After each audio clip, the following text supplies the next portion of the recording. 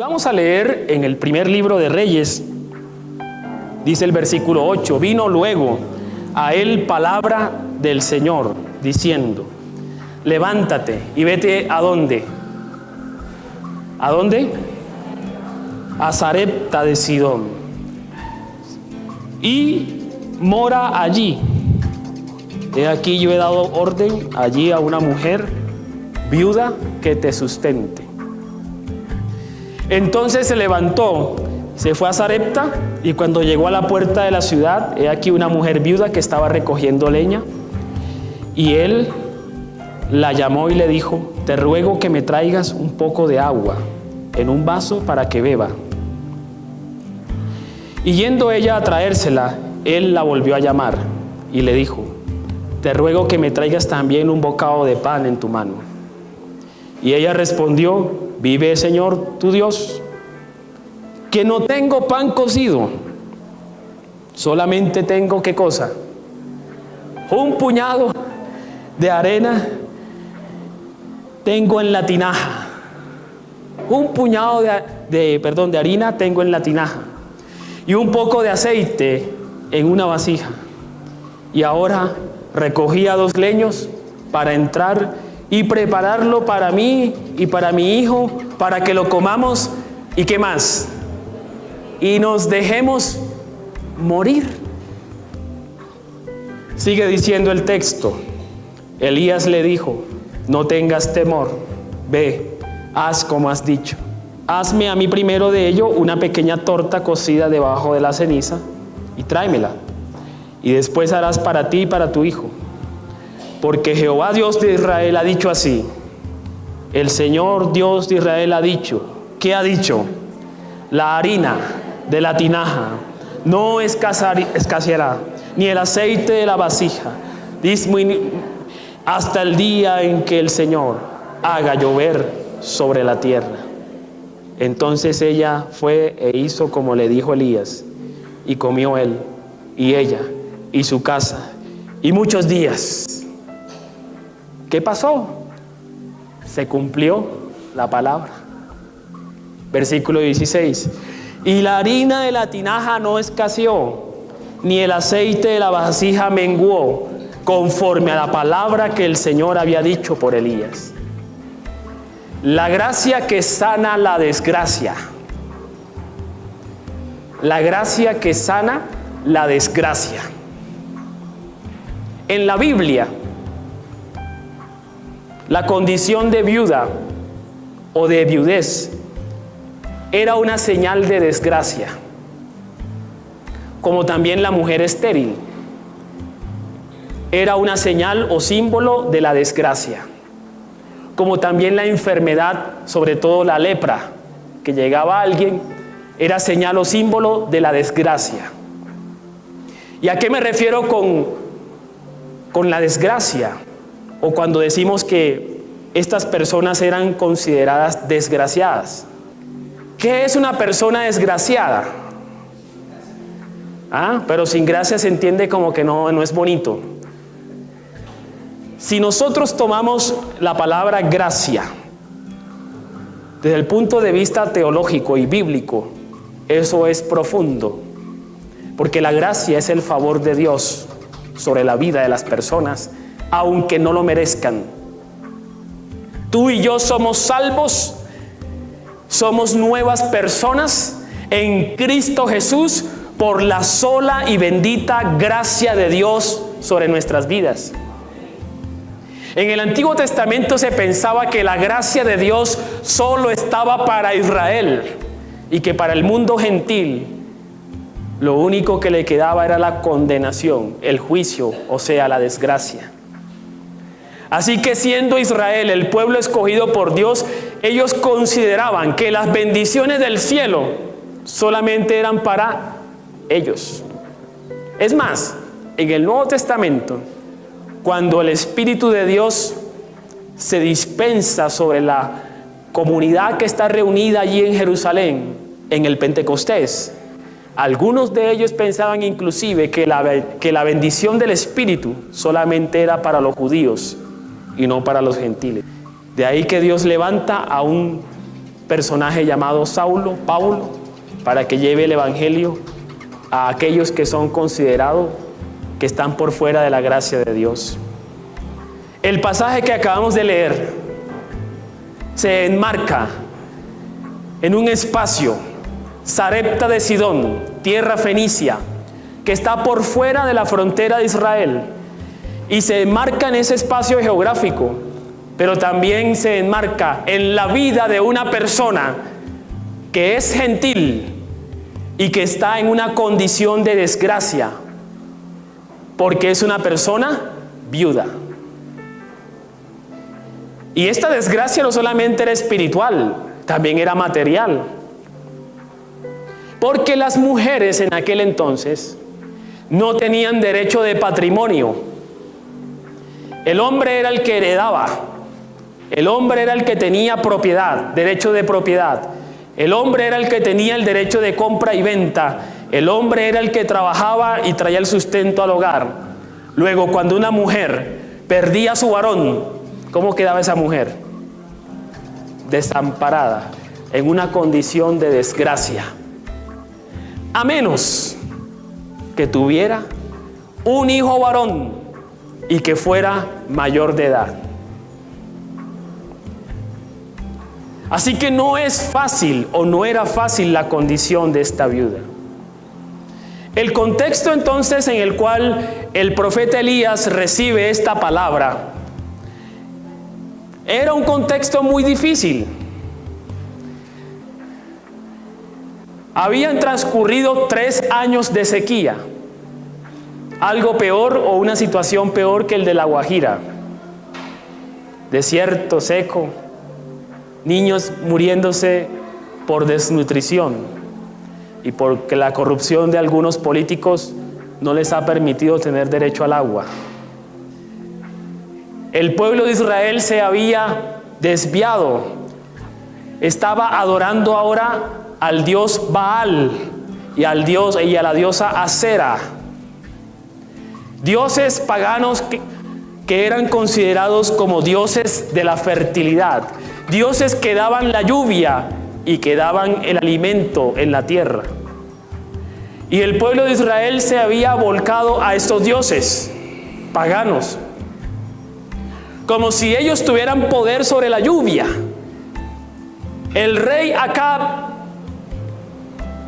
también había promovido este culto a Baal. Los sacerdotes de Israel avalaban y se congraciaban con el rey. Así que se había perdido el temor a Dios en los tiempos de Elías. Pero Dios levanta siempre una voz que clama en el desierto para llamar al arrepentimiento. Y esa es la voz de los profetas. Y por declarar una voz profética, ¿sabe qué había pasado con Elías? Lo habían amenazado de muerte. Así que Elías tiene que correr y esconderse en los montes, en los arroyos, en las cuevas, para que no lo maten por causa de haber dicho la verdad de Dios al pueblo de su época. ¿Saben, mis hermanos? La voz profética no siempre es popular. Y en esa situación viene la palabra que Elías recibe en el capítulo que acabamos de leer, que le dice: sal de Israel y vete a Sarepta de Sidón, una tierra gentil al norte. Para Elías era muy complicado entender este llamamiento, porque él suponía que Dios le había dado un ministerio para desarrollarlo en la tierra de Dios, en Israel, y no en el mundo gentil. Así que Elías, con mucha fe, acepta este llamado y se va a Sarepta de Sidón. Pero ¿sabes qué? ¿Qué más le dice Dios a Elías? ¿Para qué va a ir a Sarepta de Sidón? ¿Qué va a encontrar allí? Una viuda. Y esta viuda lo va a sostener. Para uno obedecer ese llamamiento se necesita mucha fe. Las viudas de aquella época antes se consideraban que había que ayudarlas y no que ellas lo ayudaran a uno, ¿no? La situación de la viuda por un lado y la situación de Elías, que está perseguido. Y en medio de esos conflictos, la bendita gracia de Dios se manifiesta, porque permite que se encuentren estas dos vidas y que se encuentren para un propósito divino, para la demostración del poder de Dios sobre la vida de estos personajes. Pero quisiera en esta mañana invitarles a que nos detengamos a entender la fe de la viuda. En otro momento hablaríamos o hablaremos sobre la fe de Elías, pero en este pasaje quiero invitarlos a ver la fe de la viuda. ¿Cuál era la condición entonces de esta viuda? El versículo 9 dice de la siguiente manera: he aquí yo he dado orden allí a una mujer viuda que te sustente. ¿Qué quiere decir eso?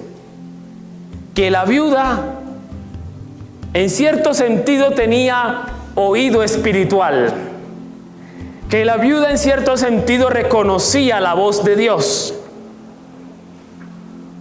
Luego podríamos decir que tenía fe. Pero a pesar de que tenía fe en Dios, ¿qué nos dice el versículo 12? Que ella estaba esperando preparar su alimento del día para después morir. Es decir, era una viuda que tenía fe, pero al mismo tiempo era una viuda que estaba deprimida. Una viuda que estaba sin esperanza. ¿Y cómo es eso? Que tengo fe y al mismo tiempo estoy decepcionado. ¿Cuántos han pasado por esta encrucijada? Amén. Esos son los conflictos propios de la fe.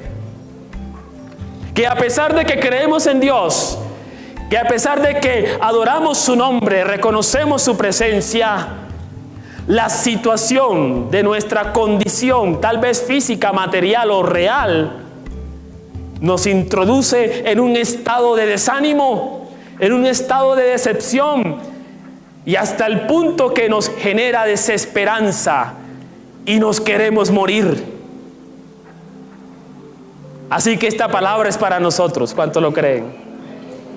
Tiene fe, pero está decepcionada. Tiene fe, pero no sueña, no tiene sueños de proyectos de vida. Está esperando la muerte. Y otra característica de esta viuda, versículo 13. Elías le dijo: no tengas miedo. ¿Qué le está diciendo la voz de Dios a la viuda? Le está diciendo: entrega lo que tienes y sustenta al profeta de Dios. Y esta viuda se encuentra en la encrucijada. ¿Pero cómo así? Así que ella tiene miedo. Y tiene miedo de la voz de Dios, porque la voz de Dios le está demandando cosas. Dicho de otra manera, le está demandando su vida. Así que teme entregar la vida a Dios. Ahora entonces viene la primera prueba de fe. Y esta primera prueba la llamo de la siguiente manera: la exigencia de obediencia. ¿Qué quiere decir esto? ¿No es suficiente con creer? La fe, para que se perfeccione, necesita activarse con la obediencia. ¿Cuántas veces Jesús predicó a las multitudes? ¿Y qué le dijo a las multitudes? Ustedes oyen, pero no es suficiente con oír y creer a lo que yo digo. Tienen que hacerlo, guardarlo. Porque el que oye y no guarda mis mandamientos es semejante a aquel que construye una casa sobre la arena, que cuando vienen las tormentas, cuando vienen las tempestades, esa casa, o sea, esa fe se vuelve vana. En el camino cristiano, uno en su tarea pastoral observa cómo hay muchos cristianos que profesan fe al Señor, pero no obedecen. Y al término, lo que uno entra en una tristeza profunda cuando los ve por ahí decepcionados. Y a veces uno se pregunta, pero ¿cómo es posible que una persona que en cierto momento de la vida diga como Pedro, estoy dispuesto a entregar mi vida por ti, y luego termine negándolo? ¿Cómo es posible? Y para esta mujer no es fácil obedecer, porque la obediencia implica renunciar a su entendimiento natural. Su entendimiento natural le dice, prepara la tortilla esta noche y espera la muerte. Pero la voz de Dios le dice, no prepares tortilla para ti, entrega esa tortilla para el profeta y vivirás. ¿Cómo es posible eso? Pero miren lo interesante, la fe de esta mujer necesita ser formada, y la formación que Dios tiene para esta mujer es, mujer, no es suficiente con creer, debes de obedecer a mi palabra, porque la obediencia es la confirmación de lo que yo creo. La obediencia a la voz de Dios es la confirmación de que yo definitivamente creo en que la voz de Dios es mejor que la mía. Y Elías le dijo, versículo 13, no tengas miedo, haz como has dicho, pero hazme a mí primero de ello una pequeña torta cocida debajo de la ceniza y tráemela. Y después harás para ti y para tu hijo. ¿Sabe qué le dijo Elías? No tengas miedo. Prepara primero para mí. Y luego vas a preparar para ti y para tu hijo. Yo me imagino que la viuda estaba preguntándose, y ahí viene entonces la promesa. Porque Elías le dijo, de cierto te digo, que esa harina no va a escasear, que ese aceite no va a menguar, que eso poco que tienes, si tú obedeces, será suficiente para la provisión, no solamente de hoy, sino la provisión de muchos días. ¿Qué demandaba la obediencia de esta mujer? En primer lugar, demandaba echar fuera el miedo, superar el miedo. Es interesante entender o tener presente que a veces la voz de Dios que nos invita a la fe naturalmente produce miedo. La voz de Dios aquí produce miedo porque siempre demanda cosas que van por encima de nuestro entendimiento, que no entendemos. ¿Por qué tiene miedo? Porque la voz le está diciendo, dáselo todo al profeta. Si se lo das todo al profeta, entonces yo voy a proveerte para muchos días, hasta el día en que vuelva a llover sobre la tierra. ¿Qué significa esto? Mujer, deja de poner tu confianza en ese poco de harina y en ese poco de aceite y confía en mí, porque yo soy tu proveedor. Y por eso le está diciendo, confía en mi promesa. De cierto te digo que esa harina no va a escasear ni ese aceite va a menguar. Tendrás para tu hijo, para ti, no solamente para hoy, sino para todos los días, hasta el día en que vuelva a llover sobre la faz de la tierra. Y yo creo que esta palabra también es para nosotros. Hoy se dice que la economía está en recesión. Y lo que uno escucha siempre en todo lado es, el trabajo está duro. ¿cierto? Hay crisis económica no solamente en este país, sino a nivel internacional. Pues hermanos, para los que estamos en el Señor, no importa cuánta sequía haya, nuestro sustento depende de Jehová que está en los cielos. Él es nuestro proveedor. Él es nuestro sostenedor. Él es nuestro proveedor. Él es nuestro pastor. Y nada nos faltará. Debemos tener esa convicción. Viuda, tu sustento no depende de ese poco de harina ni de ese poco de aceite. Viuda, tu sustento depende del Señor que está en los cielos. Uno puede leer ese pasaje hasta ahí y salir diciendo: Señor, gracias, porque por tu palabra y por tus promesas es que yo vivo y me sostengo en este mundo. Gracias, Señor, porque a pesar de las crisis, a pesar de la sequía que ya llevaba más de 3 años, con todo, aquí estaba diciéndole: por mi palabra, tú y tu hijo serán sostenidos. No aguantarán hambre por mi palabra, por mis promesas. Pero la historia sigue. Vamos a ver el versículo 17.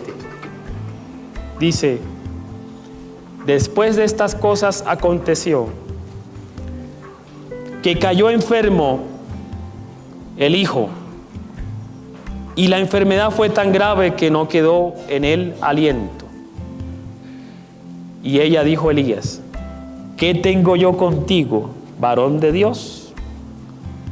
¿Has venido a mí para traer a memoria mis iniquidades y para hacer morir a mi hijo? Y él le dijo: dame acá tu hijo. Entonces él lo tomó de su regazo y lo llevó al aposento donde él estaba.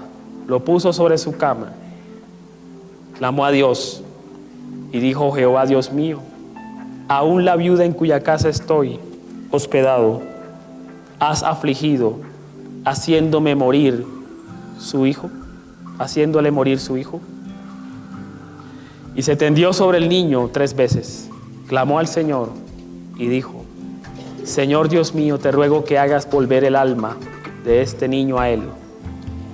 Y el Señor oyó la voz de Elías, y el alma del niño volvió a él y revivió. Tomando luego Elías al niño, lo trajo del aposento a la casa y lo dio a su madre. Y le dijo Elías: mira, tu hijo vive. ¿Y qué dijo la mujer Elías? Ahora conozco que tú eres varón de Dios. Pero que sigue diciendo: y que la palabra del Señor es verdadera. ¿Qué sucedió en este segundo momento? La segunda prueba, y a esta prueba yo le llamo la confesión. Parece ser que esta mujer estaba luchando con la culpa durante muchos años. Parece ser que esta mujer, al perder su marido, creía que Dios la tenía en juicio. Parece ser que esta mujer, al perder a su marido, esta mujer desarrolló un resentimiento contra Dios. ¿Por qué, Señor, me lo quitas? ¿Qué he hecho yo para que me lo quites? ¿Dónde está tu gracia? ¿Por qué me tienes bajo esta desgracia? Y aquellos que han perdido un ser querido saben a lo que me refiero. Ese sentimiento de amargura y de culpa que surge en el corazón humano cuando uno no entiende por qué los seres que ama se van y de la manera como se van.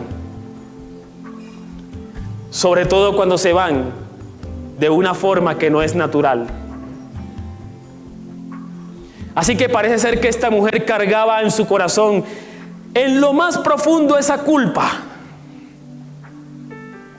Y luego que ella es testiga de este milagro, el milagro de la provisión, viene la segunda prueba. Su hijo, en quien tal vez tendría esperanza de que la sacara adelante por causa de su viudez. Ahora, ¿qué pasó con ese hijo? En el nombre del Padre, del Hijo y del Espíritu Santo. Había muerto.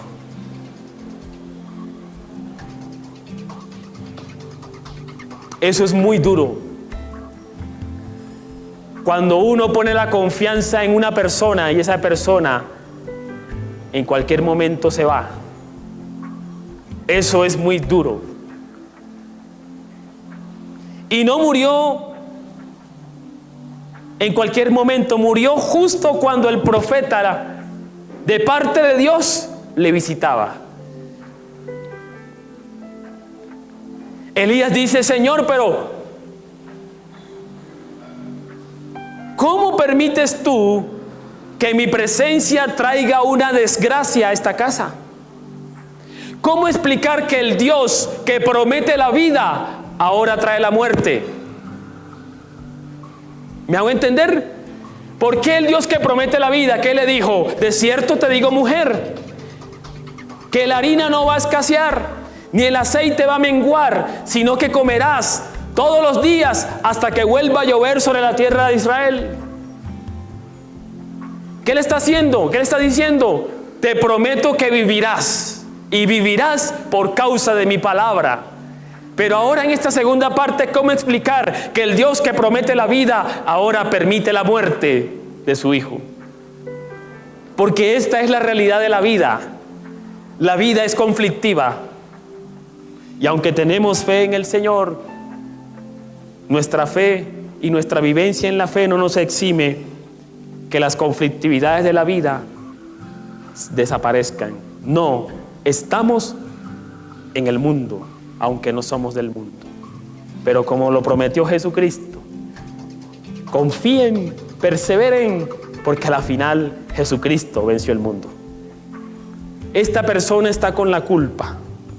Le dijo: oiga, Elías, ¿es que usted viene aquí a mostrarme el pecado? ¿A señalarme, a traer juicio sobre mí, a recordarme que soy una pecadora? Yo lo sé, no tiene por qué recordármelo. Le estaba diciendo la viuda Elías. Esta mujer está en una situación terrible. Y si en esta mañana hemos venido en una situación terrible, no importa. El Dios que hizo levantar a este muchacho de la cama es el mismo Dios que nos levantará en el nombre de Jesús. Entonces Elías actuó. Se posó sobre él, respiró sobre él, le dio calor corporal. ¿Cuántas veces? Cuando Jesucristo murió, ¿a los cuántos días resucitó? ¡Ay, aleluya! No sé si me hago entender. La prefiguración de la resurrección de Jesucristo. No importa que esté muerto, el mismo Dios que levantó a su Hijo de la cruz al tercer día es el mismo Dios que levanta a este muchacho. Y cuando esto sucedió, entonces dijo la mujer, versículo 24: ahora reconozco que tú eres profeta, pero también que la palabra que Dios pone en tu boca es verdadera. Ahora reconozco que lo que Dios dice y promete es verdadero. No pudo llegar al reconocimiento hasta que pudo ver con sus ojos y experimentar la fidelidad de la palabra de Dios sobre su vida. La fe de esta mujer ahora es distinta a la fe con la cual comenzó el pasaje. La fe con la que comenzó el pasaje es una fe en la cual hay una mujer que cree, pero tiene miedo. Hay una mujer que cree, pero está decepcionada. La fe con la cual termina este pasaje es una mujer que cree, pero tiene convicción en lo que cree. Y por eso le da la gloria a Dios. Pero ¿qué hubo en el medio? Hubo un proceso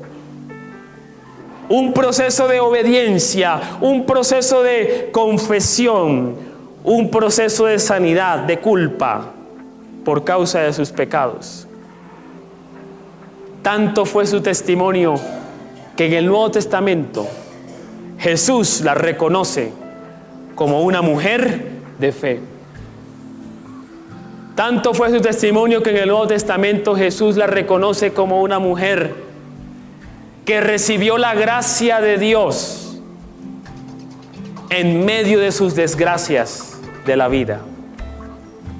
Para concluir, mis hermanos, no importa cuál sea la situación de desgracia, la gracia de Dios es inagotable.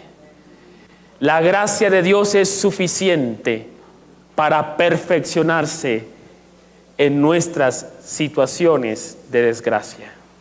Es que la gracia de Dios se manifestó por fuera de aquellos que eran considerados los benditos de Dios. Esta gracia se manifestó por fuera de Israel. Esta gracia se manifestó a una mujer que no era digna de ser tomada como ejemplo de espiritualidad en aquella época. Esta gracia sanó la desgracia de una mujer que estaba en condición de viuda, hasta tal punto que fue tomada como ejemplo y como testimonio en el Nuevo Testamento, en la enseñanza de Jesús. ¿Qué vamos a hacer, mis hermanos y hermanas? ¿Vamos a dejar de creer? ¿Vamos a desmayar en el camino? ¿O vamos a pasar a la obediencia? ¿O vamos a pasar a una fe profunda, una fe llena de convicción, que persevera, a una fe que cree definitivamente que no importa cuál sea la desgracia, por sobre todo la bendita misericordia y gracia de Dios se manifiesta cada día sobre nuestras vidas y nos sostiene, no solamente hoy, sino por todos los días venideros? ¿Cuántos lo creen? Vamos a orar por esta palabra en esta mañana.